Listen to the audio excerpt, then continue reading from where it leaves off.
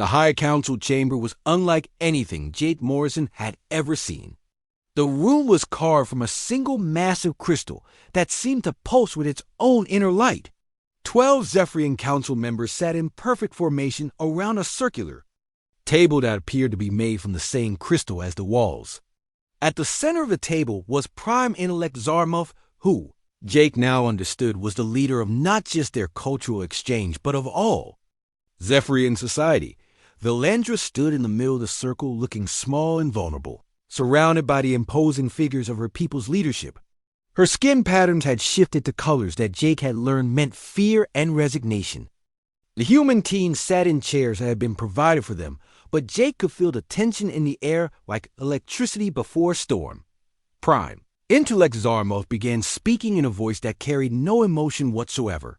"We have called this gathering to address a serious concern regarding liaison Valandra's conduct during the cultural exchange with the human species."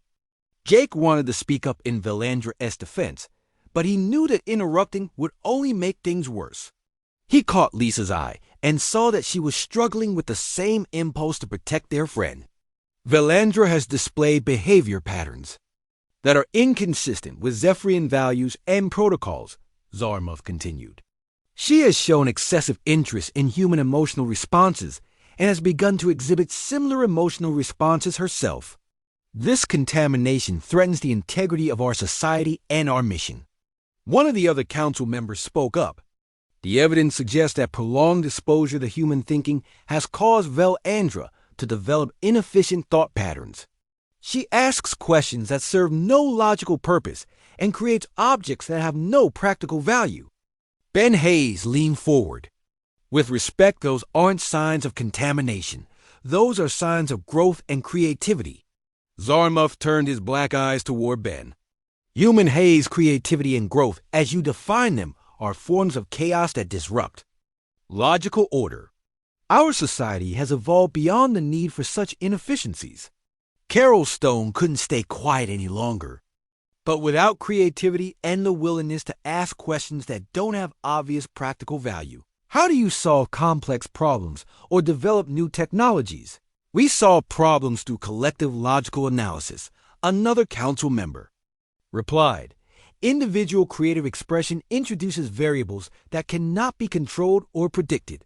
Lisa Park stood up. "But Valandra isn't just expressing creativity. She's developed empathy and emotional intelligence that allows her to understand other species in ways that pure logic cannot achieve." "That is exactly the problem," Zarmuth said. "Valandra's contamination by human emotional concepts has made her unsuitable for her role as liaison. She can no longer think with the clarity and efficiency that our society requires." Valandra finally spoke, and her voice was steady, despite the fear Jake could see in her posture. "I have not been contaminated. I have been awakened. The humans have shown me that there are ways of understanding the universe that go beyond pure logic." The council members exchanged glances that seemed to communicate without words. Jake realized that they had probably already decided Valandra's fate before this meeting even began. "The contamination has progressed further than we initially assessed," Zarmuth said. "Valandra now believes that inefficient thinking is somehow superior to logical analysis. This delusion cannot be allowed to spread." Jake felt anger building in his chest. "It's not a delusion. It's a different way of processing information and solving problems. Some of humanity's greatest discoveries and achievements have come from asking questions that seem to have no practical purpose. And yet your species still struggles with war, poverty, and environmental destruction," Zarmuth replied. "Your emotional thinking has not led to the stability and peace that logical thinking has provided for us." Ben stood up beside Jake. "But at what cost?" "You've achieved stability by eliminating everything that makes existence meaningful. You've created a society without art or music or love or wonder. We have created a society without suffering," Zarmuth said. "Without conflict or confusion or the chaos that emotions bring. But you've also created a society without joy," Lisa said. "Without the possibility of true connection between individuals. Without the drive to explore and discover and grow." Another council member spoke.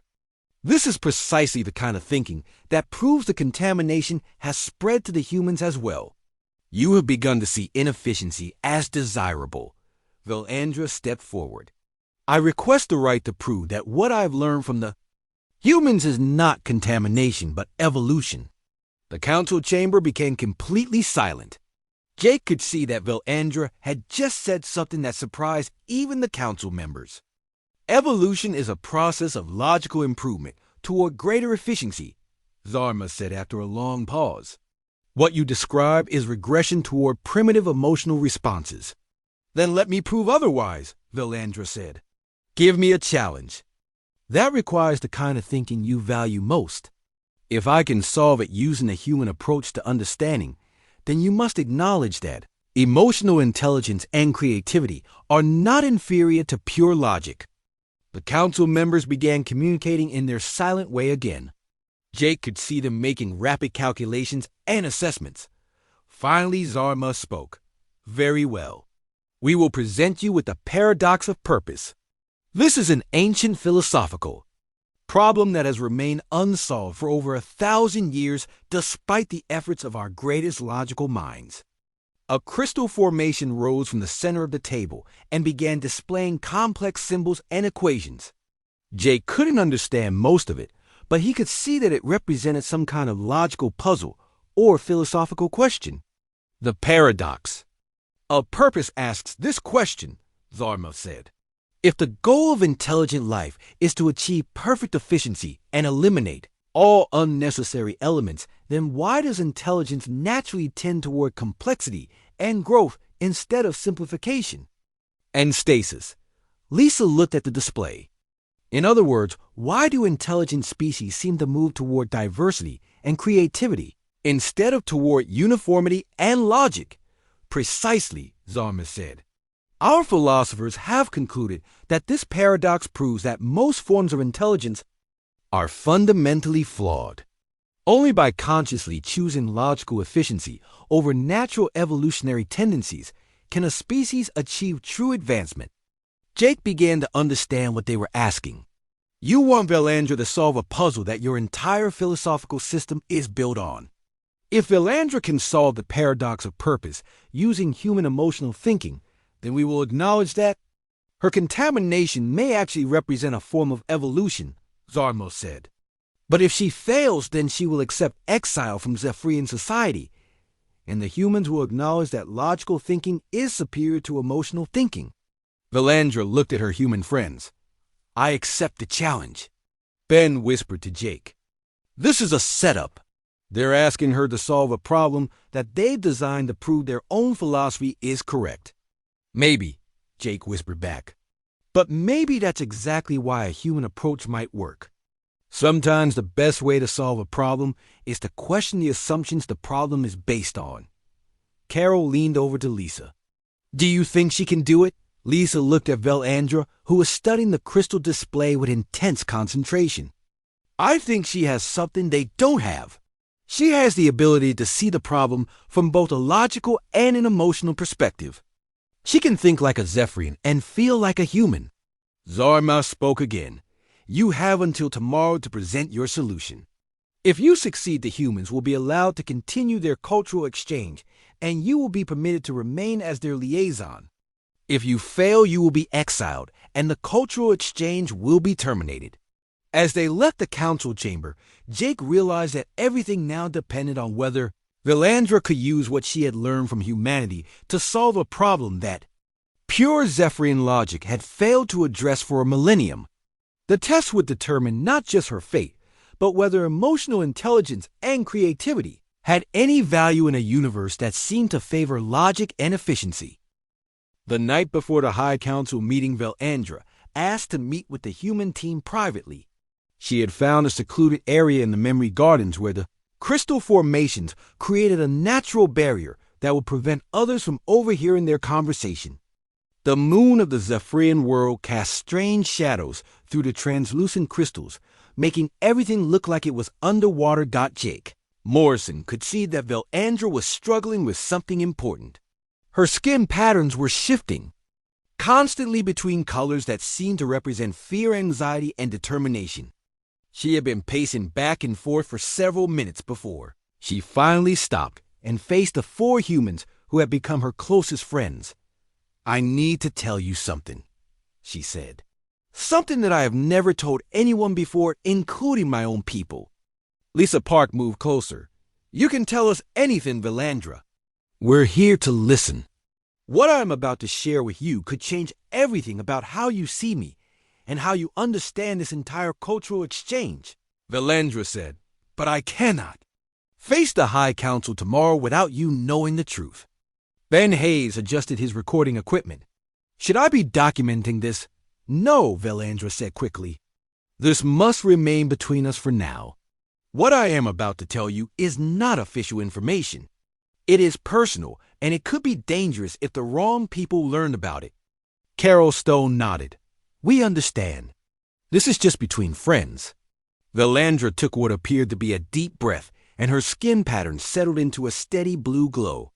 "I have been studying your species for much longer than you know. Not just since we made official contact 3 months ago, but for years before that." Jake felt a surprise, but also a growing sense of understanding. "How long?" 7 years, Valandra said. "I was part of a secret research team that intercepted your television broadcast, radio signals, and internet transmissions. We were studying human culture and behavior long before our government decided to make contact." Lisa was fascinated. "What did you learn?" "Everything," Valandra said, and her voice filled with wonder. "I learned about your music and your art and your stories. I watched your movies and read your books and listened to your songs. I studied how you fall in love and how you grieve and how you create beauty for no reason other than the joy of creating." Ben leaned forward. "Is that why you're so different from the other Zephyrians?" "Yes," Valandra said. "The more I learned about humanity, the more I began to question everything about my own society. I started to wonder why we had eliminated emotion and creativity from our lives. I began to ask why efficiency and logic were considered more important than happiness and beauty." Jake was beginning to understand. "And that's when you started creating art and asking the kinds of questions that made your people uncomfortable." "Exactly," Valandra said. "But there is more. When our government decided to make official contact, I volunteered to be your liaison. Not because I was ordered to, but because I wanted to meet the species that had shown me there was another way to live." Carol looked thoughtful. "So this whole cultural exchange, from your perspective, it's been personal from the beginning?" "Yes," Valandra said. "I chose to be here because I hoped that humans might understand what it means to be truly alive in a way that my own people cannot. I have been searching my entire life for someone who could comprehend not just my thoughts, but my feelings and my dreams and my fears." Lisa felt tears forming in her eyes. "Valandra, you're describing the same thing that humans search for all their lives. Connection and understanding, and the feeling that someone else truly sees who you are." "That is exactly what I mean," Valandra said. "When I studied your species, I learned that humans spend their entire lives trying to find others who understand them. You write love songs about it and create art about it and tell stories about it. But my people have never understood this need because they have never allowed themselves to feel it." Ben was recording everything in his mind, even though he wasn't using his equipment. "But you feel it. I feel it so strongly that sometimes I think it might destroy me," Valandra said. "I have lived my entire life surrounded by beings who look like me and share my biology, but I have never felt that any of them truly know who I am. They see me as a collection of logical process and efficient behaviors. They do not see that I dream and hope and wonder about the meaning of existence." Jake was quiet for a moment. "When you asked Lisa if she would be the first to truly comprehend, you weren't just asking about species understanding. You were asking about personal understanding." "Yes," Valandra said. "I was asking if you could see me not just as a Zephyrian, but as an individual with thoughts and feelings that matter. I was asking if you could understand that I am lonely and afraid and hopeful all at the same time." Lisa reached out and took Valandra's hand. Of course we can understand that. Those are the most human feelings there are. But I am not human, Valandra said. That is what makes this so complicated. I am a Zephyrian who feels like a human, and I do not know what that makes me. Carol had been listening carefully. It makes you unique. It makes you someone who can bridge the gap between two different ways of being intelligent. Or it makes me someone who belongs to neither world, Valandra said sadly. Tomorrow, the High Council will meet, and they will decide that I am too contaminated by human thinking to remain in Zephyrian society. They will send me away, and I will have nowhere to go. Ben looked at his teammates. What if you did have somewhere to go? What do you mean? Valandra asked. I mean, what if you could come with us? Ben said. What if you could join our crew and help us explore the galaxy and learn about other species? Jake felt his heart racing. Ben, that's not a decision we can make lightly. There would be political implications and practical considerations, but it's not impossible, Lisa said. If Valandra is truly being rejected by her own people, then offering her sanctuary might be the right thing to do. Valandra's skin patterns began to glow with colors they had never seen before. You would do that. You would take me with you even though I am not human. You may not be human biologically, Lisa said, but you think and feel in ways that are remarkably human. You value the same things we value, and you ask the same questions we ask. In every way that matters, you're already one of us. There is something else, Valandra said. Something I have not told you about my years of studying your species. What? Jake asked. I did not just study your culture and your art. I also studied your science and your technology and your methods of exploration. I have knowledge that could help you in your missions to other worlds. I understand how to communicate with species that think differently from both humans and Zephyrians. Carol's eyes lit up. You mean you could help us with future first contact situations? Yes, Valandra said. I have learned to think like a human while remaining biologically Zephyrian. I could serve as a bridge between different types of consciousness and different ways of understanding the universe. Jake realized that they were facing a moment that would define not just their mission, but possibly the future of human exploration. Valandra, if the High Council decides to exile, would you want to come with us more than anything, she said. But I want you to understand what you will be taking on. I'm not just asking for rescue. I am asking for the chance to become part of something bigger than myself. I want to help humans understand other species and help other species understand humans. Lisa smiled. Then we'll make it work. Whatever the High Council decides tomorrow, we'll find a way to make sure you have a place where you belong. As they prepared to leave the Memory Gardens, Valandra stopped and looked back at the crystals that held the history of her people. I hope someday they will understand that what I learned from humans was not contamination but growth.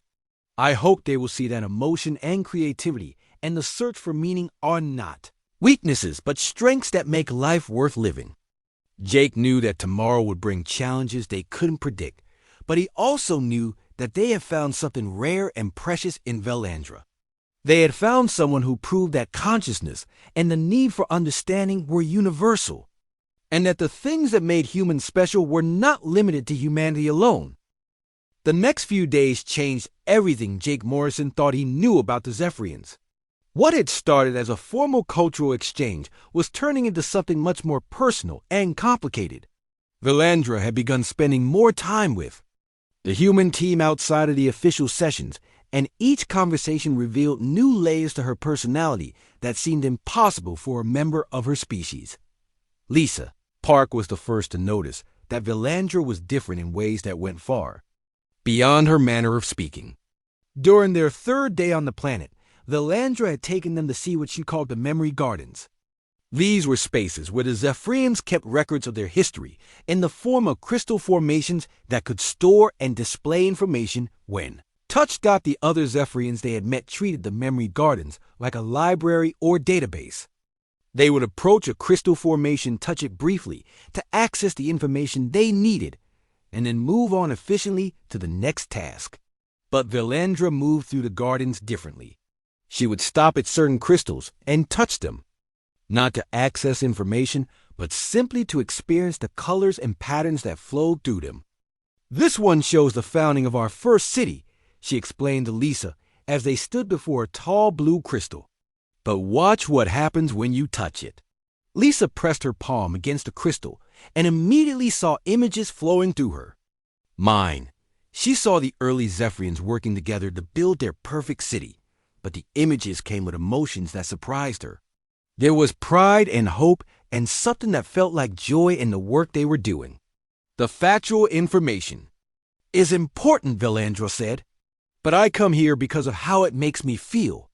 The emotions that our ancestors put into their work are still here in these crystals, and when I touch them, I can feel what they felt."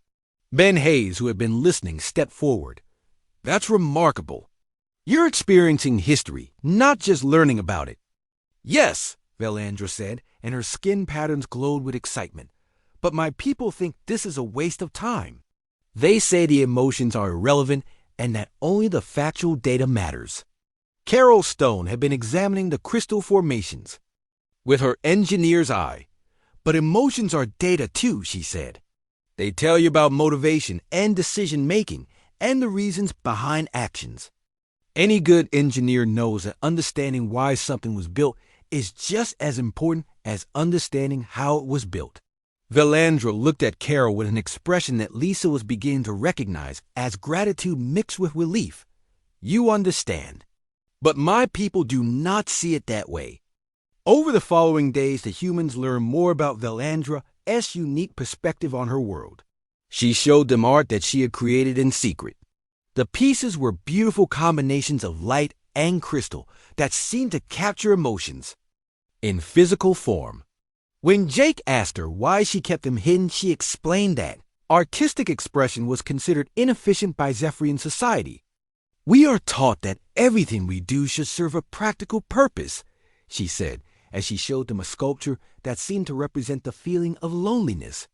"Creating something just because it is beautiful or because it expresses how you feel is seen as a waste of time and resources." Lisa was amazed by the complexity of the art. "But this is incredible. It's not just beautiful, it's communicating something important about the experience of being alive." "That is exactly what I hoped it would do," Valandra said. "But I am the only one of my people who seems to understand that communication." Ben had been recording their conversations and studying the patterns in Valandra's speech. "Valandra, can I ask you something personal? Have you always been different from other Zephyrians, or is this something that developed over time?" Valandra was quiet for a long moment. "I have always asked questions that others did not ask. Even as a young one, I wondered about things that had no practical answers. Why do the crystals make different colors when they grow? Why do some star patterns seem more pleasing to look at than others? Why do I feel sad when I see something broken, even if it can be easily repaired?" "Those are the kinds of questions that make someone human," Jake said without thinking. Then he realized what he had said and wondered if it might be offensive. But Valandra's skin patterns brightened with what they had learned was her expression of joy. "Do you really think so? Sometimes I wonder if I am broken in some way that makes me think like your species instead of my own." "You're not broken," Lisa said firmly. "You're just experiencing consciousness in a different way. What you're describing sounds like empathy and curiosity and aesthetic appreciation.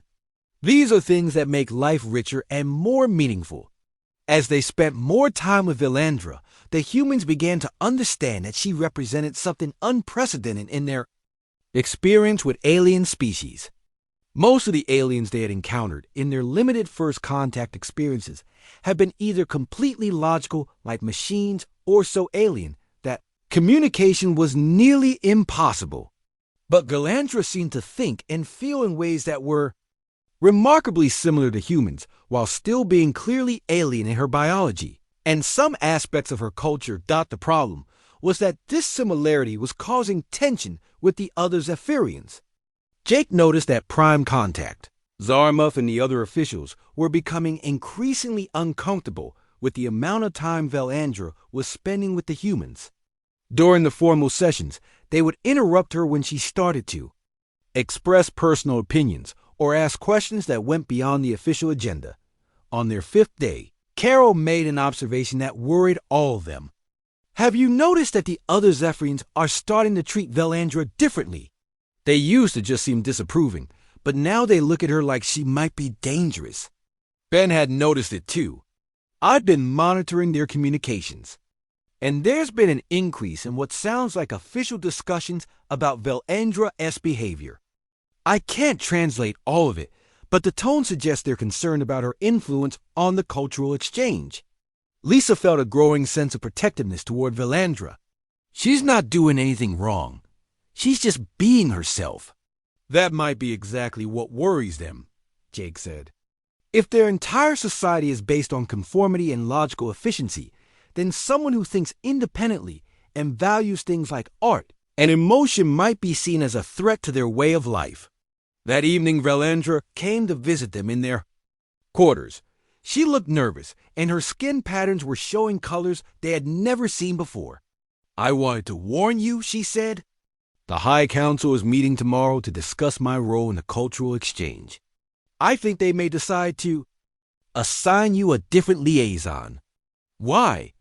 Lisa asked, although she suspected she already knew the answer. Because I have been contaminated by your way of thinking, Valandra said. That is how they see it. They believe that my exposure to human concepts about emotion and individual expression is making me unsuitable for my duties. Jake felt anger rising in his chest. You're not contaminated. You're just learning and growing. I know that, Valandra said, and I think you understand that. But my people see growth and change as inefficiency. They prefer stability and predictability. Ben leaned forward.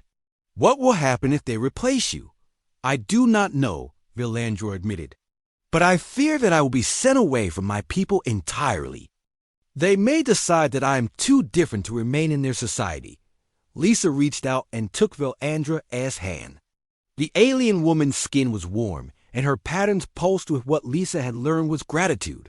We won't let that happen, she said. You're our friend, and we'll find a way to help you. As Jake looked at his team, he realized that their simple diplomatic mission had become something much more complicated. They weren't just trying to establish relations between two species anymore. They were trying to save someone who had become the bridge between human and alien understanding. Someone who might be the key to proving that consciousness and emotion and the search for meaning were not just human traits but universal aspects of intelligent life. The morning light on the Zephyrian world felt different from Earth's sun. It was brighter and had a strange quality that made everything look sharper and more defined. Jake Morrison woke up in his assigned quarters feeling both excited and nervous about the day ahead. Today will be their first formal cultural exchange session with the Zephyrians. Lisa Park was already awake and studying her notes when Jake found her in the common area of their quarters. She looked up from her tablet with bright eyes that showed she had been thinking about something important. Jake, I've been going over everything we learned yesterday, she said. There's something about Valandra that doesn't fit with what we know about Zephyrian society. What do you mean? Jake asked as he sat down beside her. Well, from all the data they sent us before we arrived, Zephyrians are supposed to be completely logical and unified in their thinking. They make decisions as a group and rarely show individual personality traits. But Valandra is different. She asks questions, she expresses uncertainty, and she seems genuinely curious about things that don't serve any logical purpose. Before Jake could respond, Ben Hayes and Carol Stone joined them. Ben looked like he hadn't slept much, and Carol was already dressed and ready for whatever the day might bring. Did anyone else notice how the other Zephyrians reacted to Valandra yesterday? Ben asked. Every time she said something that sounded too human or too personal, they got this look like they disapproved. Carol nodded. I saw it too. It was like they were embarrassed by her or maybe worried about what she might say next. Jake thought about this. Maybe that's why they assigned her to us. If she's different from the others, she might be better at understanding humans.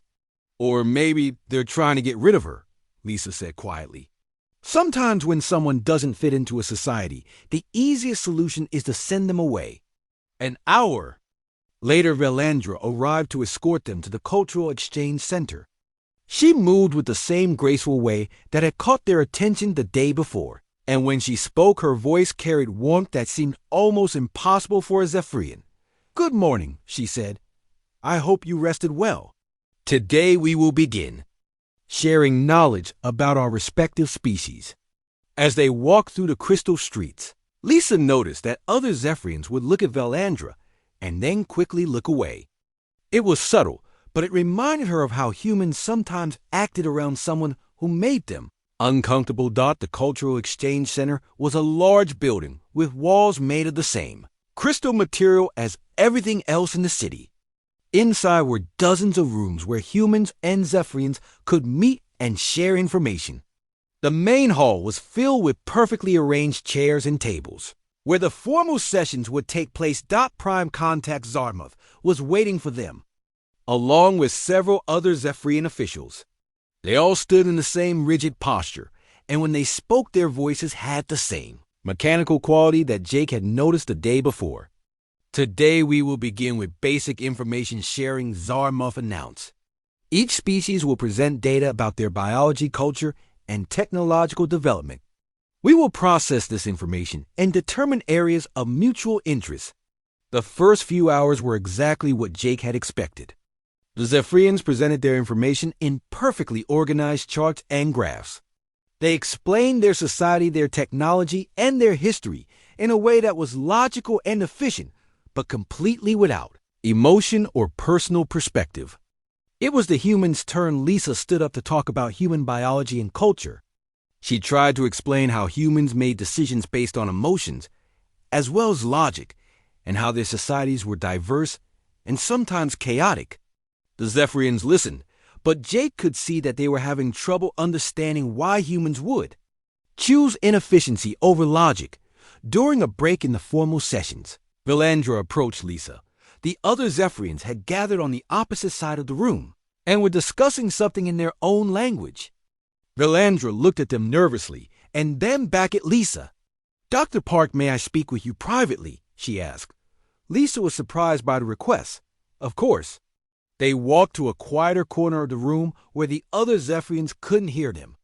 Valandra looked around nervously, as if she was afraid of being overheard. "I wanted to ask you something," Valandra said. Her voice was softer than usual, and Jake noticed that her skin patterns were showing colors he hadn't seen before. "But I'm not sure if it is appropriate." "You can ask me anything," Lisa replied with genuine kindness. Valandra took what looked like a deep breath, even though Jake wasn't sure if Zephyrians actually breathed the same way humans did. "Will you be the first to truly comprehend me?" The question hung in the air between them, and Lisa felt like something important had just happened. This wasn't the kind of question that a logical, efficient Zephyrian was supposed to ask. It was personal and emotional and full of hope and fear. "What do you mean?" Lisa asked gently. "I have lived my entire life surrounded by my own people, but I have never felt that any of them truly understand who I am," Valandra said.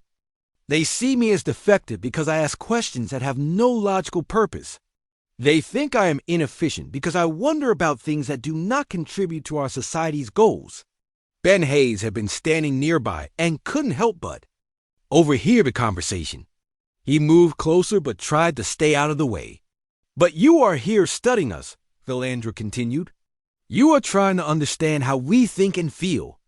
I have been studying your species for a long time, and I believe that humans might be able to understand something that my own people cannot."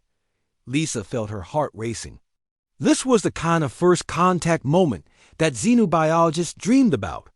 An alien being was asking for understanding, not just of their species, but of themselves as an individual. "Valandra, I will be honored to try to understand you," Lisa said. "But can you help me understand what you mean by truly comprehending you?" Valandra's skin patterns shifted to new colors that seemed to pulse with emotion. "My people believe that understanding means knowing facts and data. But I think there is something more," Something that involves seeing not just what someone is, but who they are. Ben stepped forward. I'm sorry for listening, but I think I understand what you're asking. You want someone to see you as more than just a collection of logical processes. Valandra looked at Ben with what could only be described as gratitude. Yes, exactly. I want someone to understand that I have thoughts and feelings that exist beyond their practical purpose. Lisa realized that they were witnessing something extraordinary. An alien being was expressing the same fundamental human need for connection and understanding that drove people to create art, write poetry, and form deep relationships. Valandra, can I ask you something? Lisa said. How long have you felt this way? For as long as I can remember, Valandra replied. But it has become stronger since I began studying human transmissions. Your species creates things that serve no logical purpose. You write stories and make music and ask questions about the meaning of existence. When I learned about this, I realized that I have been asking the same kinds of questions my entire life. The formal session was about to resume, and they could see Zarmouth looking in their direction with what appeared to be impatience. We should continue this conversation later, Lisa said, but I want you to know that your questions aren't defective. They're what make you interesting and unique. As they walked back to rejoin the group, Ben whispered to Lisa, I think we just discovered something that could change everything we know about first contact. Lisa nodded. She was beginning to understand that Valandra wasn't just their liaison to Zephyrian society. She might be the key to understanding what it really meant for two different species to truly comprehend each other. Commander Jake Morrison stood at the bridge at the exploration vessel Horizon's Edge and watched the alien world grow larger on the main screen. The planet looked almost like Earth with its blue oceans and green continents, but something felt different about it. The clouds moved in strange patterns, and the land masses seemed too perfect, like someone had designed them instead of letting nature take its course. Jake had been preparing for this moment his entire career. He was 42 years old and had spent the last 20 years in space, but nothing had prepared him for humanity's first official diplomatic mission to another intelligent species. The Zephyrians had made contact with Earth 3 months ago through a series of mathematical signals that proved they were not only intelligent, but far more advanced than humans in many ways. Dr. Lisa Park walked onto the bridge carrying her tablet and looking nervous. She was the mission xenobiologist and had spent weeks studying every piece of data they had about the Zephyrians. Lisa was 35 with short brown hair and curious green eyes that seemed to notice everything around her. She had joined the mission because she believed that understanding alien life was the key to understanding humanity itself. Commander, the Zephyrians are sending us landing coordinates, Lieutenant Ben Hayes reported from his communications station. Ben was 28 and had the fastest reflexes Jake had ever seen when it came to translating alien languages. He had learned to speak basic Zephyrian in just 2 weeks, which was considered impossible by most linguists. Good work, Ben, Jake replied. Lisa, are you ready for this?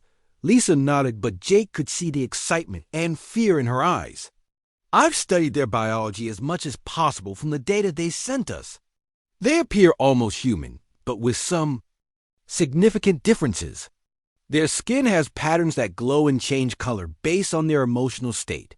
Their brains are larger and more complex than ours.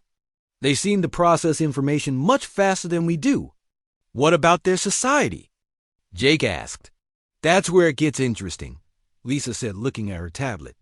From what we can tell, they have a very organized culture.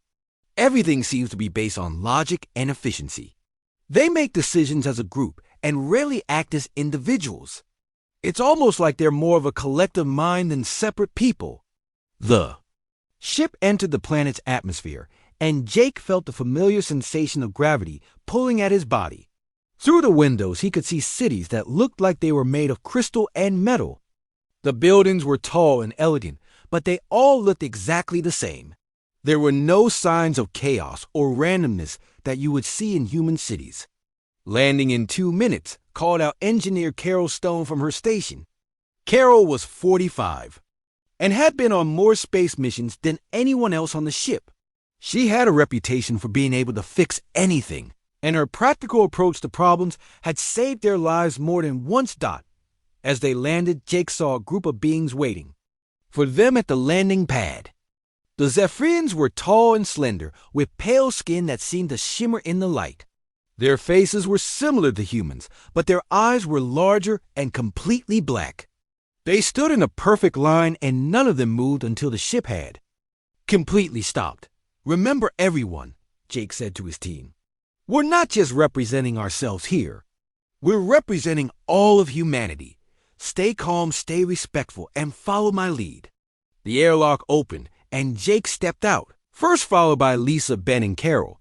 The air smelled different here, like ozone, and something sweet he couldn't identify.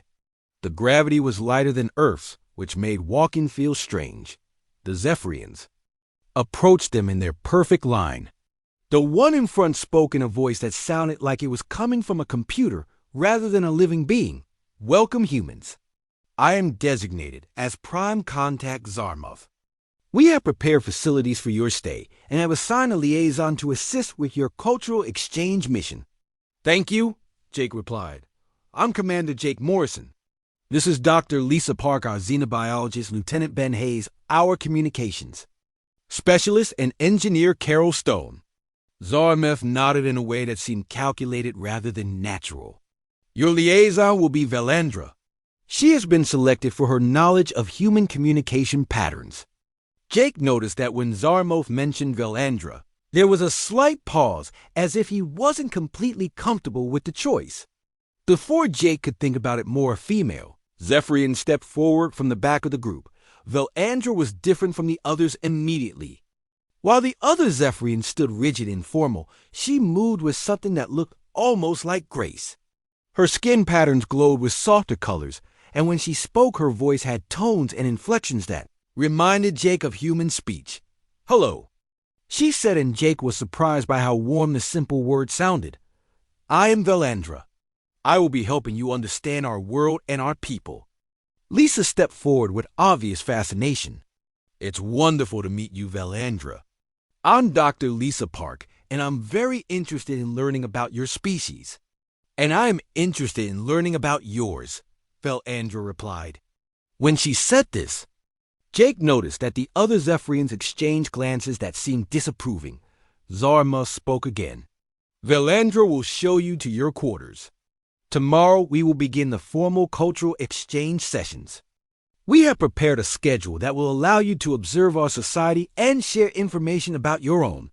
As they walked through the Crystal City, Jake noticed that everything was incredibly clean and organized. There were no signs of waste or disorder anywhere. The Zephyrians they passed all looked similar and moved in the same efficient way. But Valandra walked beside them with a different rhythm. She seemed to notice things that the others ignored, like the way the light reflected off the buildings or how the air moved through the streets. "Your city is beautiful," Lisa said to Valandra. "Thank you," Valandra replied.